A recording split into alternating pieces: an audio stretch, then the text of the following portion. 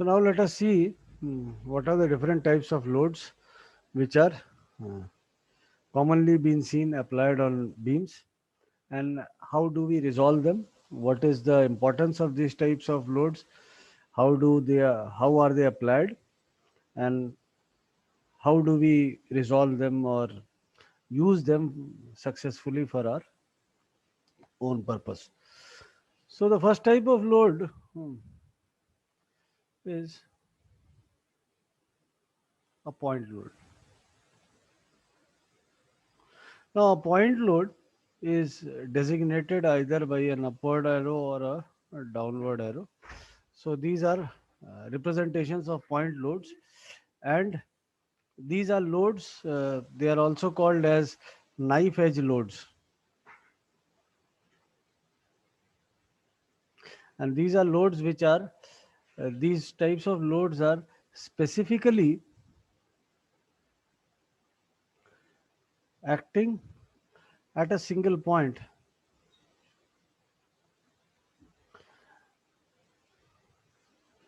They are acting specifically acting at a single point, and their effect is felt at that point itself. Okay, so these types of loads you all must have seen, that we all see in our daily representations for either perfectly horizontal or perfectly vertical loads, or inclined loads at a certain angle, etc., etc. Now the next type of load is a uniformly distributed load.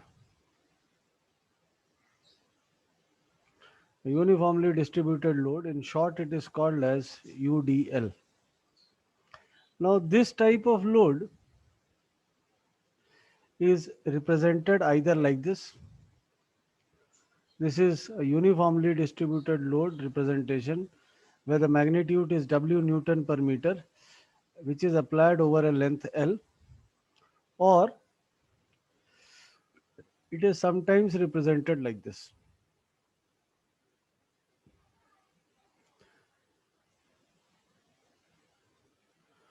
It is sometimes represented like this.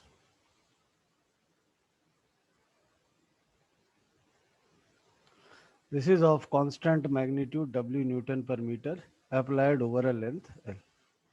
Now, if you talk about a uniformly distributed load, let us say these types of loads are brick load. Let us say if you have a brick. Now, a brick is having a constant length L, and it has a constant weight or load per unit distance. It has a weight or a specific load per unit distance, which is, so if you keep, let us say, brick over brick, or brick in the horizontal direction or vertical direction, then if the brick load is applied over a length L, then brick has its own weight per unit, weight or load per unit distance. Okay.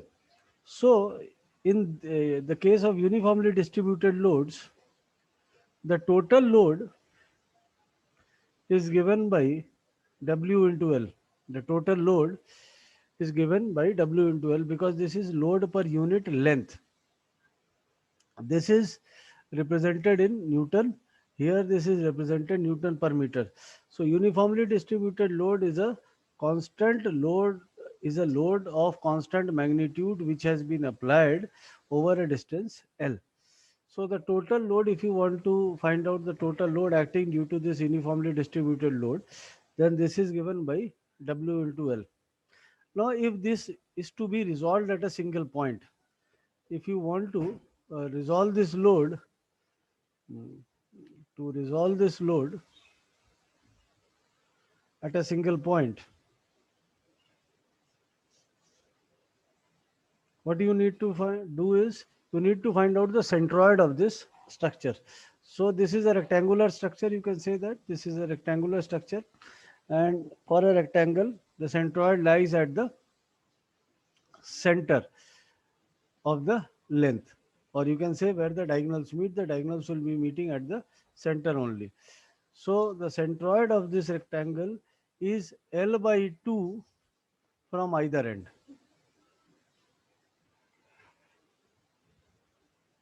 is L by 2 from either end.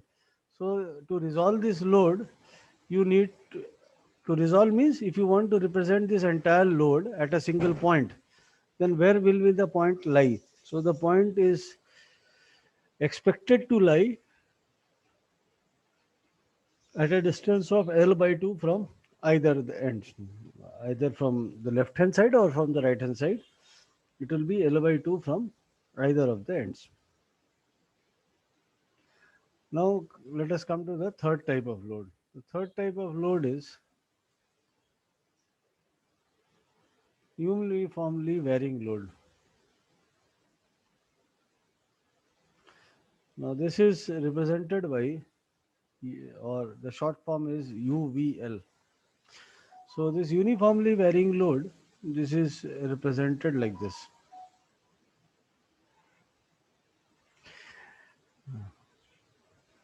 It is a load of it is a load of constant increasing magnitude. If you see from here, it is a load of constantly increasing magnitude which achieves a maximum load of W Newton per meter at a distance L. So this is a type of load where the magnitude of the load increases at a constant rate starting from 0, achieves a maximum value of W Newton per meter over a length L. Now, if you say it in reverse direction, it is a load of constantly decreasing magnitude starting from W Newton per meter, which achieves a mm, magnitude 0 at a distance L. So these types of load means if you have a, let us say, an iron structure of this form. Okay. So if you have an iron structure of this form, this will be an example of a uniformly varying load, because at every point you will be having variable weights acting, and at the end of the load, or at the end of L meters length, you will find a maximum magnitude of W Newton per meter which is acting here. Now if you want to find out the total load, so the total load in this case will be the area under the curve. This is a triangle, so the area under the curve is given by half base into altitude. So this is half into base is the L and altitude is W. So the total load is given by half W into L. Okay. Now if you want to resolve this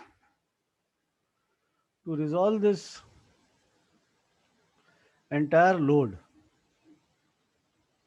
Now the purpose of resolution is you want this entire load to be concentrated. If you had to represent this entire load at a single point, what would be the location of that point?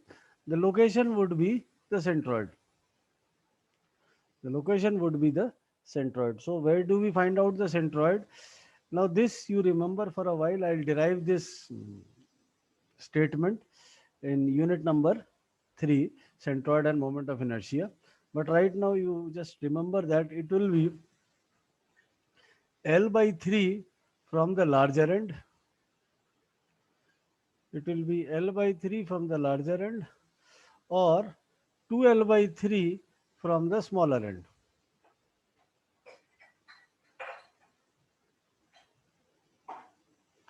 So L by 3 means it will be, if you want to resolve this entire load, so that means if you want to represent this mm, load, then this load will be represented somewhere here.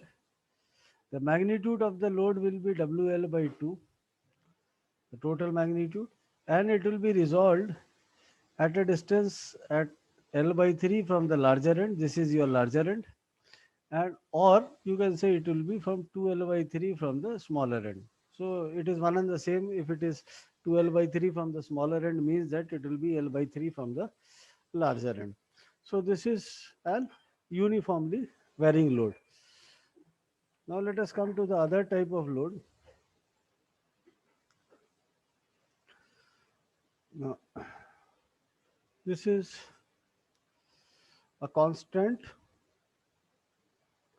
moment load. Now a constant moment load is a load, that means that this is a beam, let us say, and this is a constant moment which has been applied on the load. So in this constant moment load, we have uh, no consideration about the force,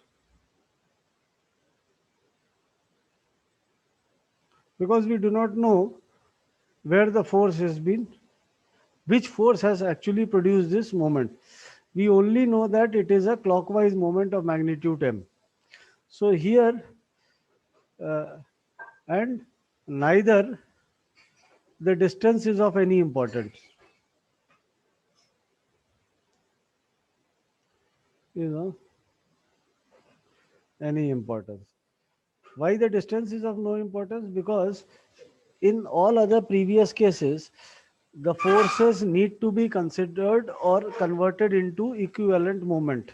Here, moment is already given. We do not actually intend to know, or neither we are required to know which force with respect to what point has actually produced this moment. We are only considered with its location of application and the magnitude. So this is a moment, constant moment, and it is used in uh, constant moment equations only. This moment does not form a part of the force equations. So these are the various types of loads which are constantly being observed in the case of beams. Well, let us take a very small problem and try to calculate the reaction in beams. So let us take a beam. This is a beam and it is having hinge support on one end and roller support on other. Now this is a simply supported beam. Let us take 2 point loads. So this is of magnitude 60 Newton. This is of magnitude 40 Newton. Let us say this is 2 meters. This is 4 meters and this is 4 meters. Let us name the points. This is support A, this is support B, and you need to find out the reaction in beams. So to determine the reaction in beams, first you need to show the reaction in beams. So for showing the reaction in beams, what you are doing is, now this is a hinge support. So hinge support means that it will have two reactions. RA, let us say the horizontal reaction is RA dash, and this is a roller support. A roller support provides only one reaction. Let us denote it by RB. Okay, these directions I have chosen arbitrary. I will, if the answer comes out to be negative, then I will reverse the directions. Otherwise, this is my chosen direction of uh, reaction that is being offered by the various types of support. So this is a coplanar non-concurrent force system. This is a coplanar non-concurrent force system. So for a coplanar non-concurrent force system, you have three equations of static equilibrium. So the first equation is sigma fx is equal to 0. Sum of all forces in the horizontal direction is 0. If you see, there is no force in the horizontal direction, only Ra dash is there. So if you apply this first equation, you get Ra dash is equal to 0. And this is your first magnitude that you have solved. There is no other force, neither you have any force which is inclined and giving you any horizontal component. Now the next is sigma Fy is equal to 0. So let us say that upward acting forces are positive, so the downward acting forces are negative. So you can say Ra minus 60 minus 40 plus Rb is equal to 0.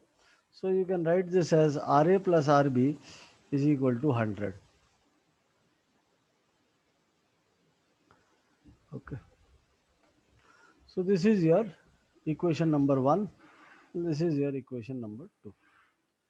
Now the third is sum of all moments taken about any point will be equal to 0. This is Varignon's theorem. The sum of all moments taken about any point will be equal to 0. So let us take moment about A and equate it to 0. So if you take moment about A, what you need to do is we need to draw the reference frame. So to draw the reference frame, what you are doing is, let us, this is your reference frame. Okay. So this is your reference frame. Then RA and RA dash will be producing zero moment with respect to point A because they do not have any perpendicular distance associated with it. So this is 0. Now 60 lies at a distance of 2 meters from A. So this is 60 into 2. The moment produced by 60 Newton force is 60 into 2 with respect to point A. All distances will now be measured with respect to point A.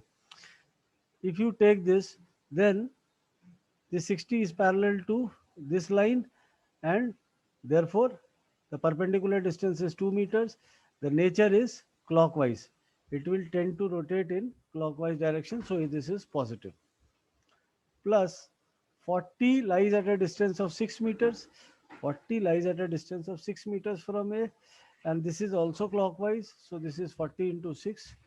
Now RB lies at a distance of 10 meters, so this is RB into 10, and the nature that we have previously assumed, this will produce an anti-clockwise moment. This will produce an anti-clockwise moment, so this is minus, this is equal to 0. So this is 120 plus 240 minus 10 RB is equal to 0. So you have RB is equal to, this is 360, RB is equal to 36. Therefore you have RA is equal to 64. So these are the two reactions that you have found out, and your job is done. Both of them come out to be positive. Therefore, you can say that your assumed directions are correct.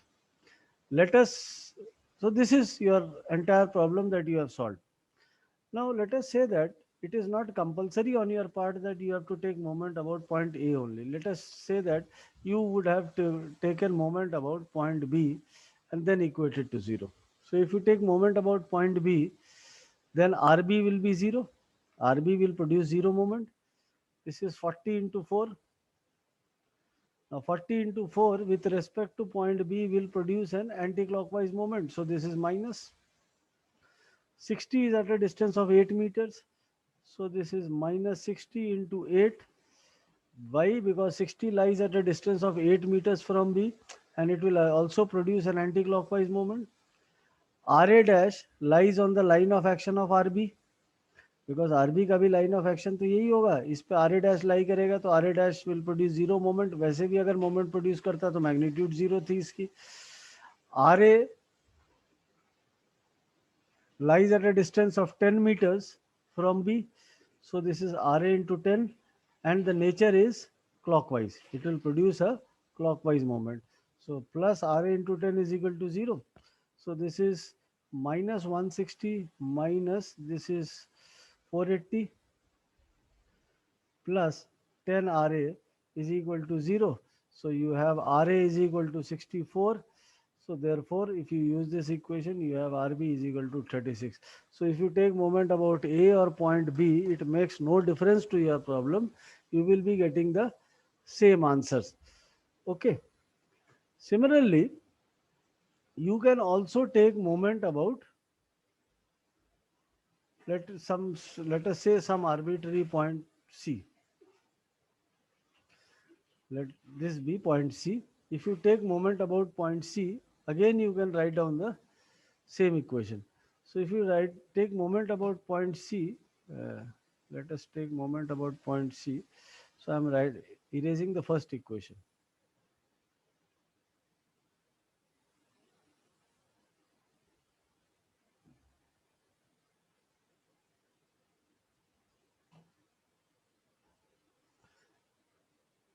So if you take moment about point C and equate it to 0.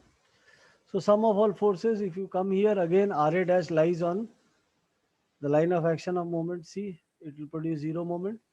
Ra is at a distance of 2, so this is Ra into 2.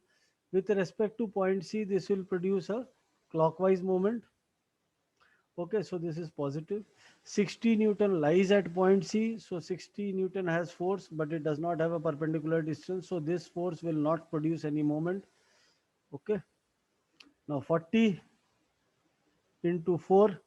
40 is at a distance of 4 meters from C and it will produce a clockwise moment. So this is positive.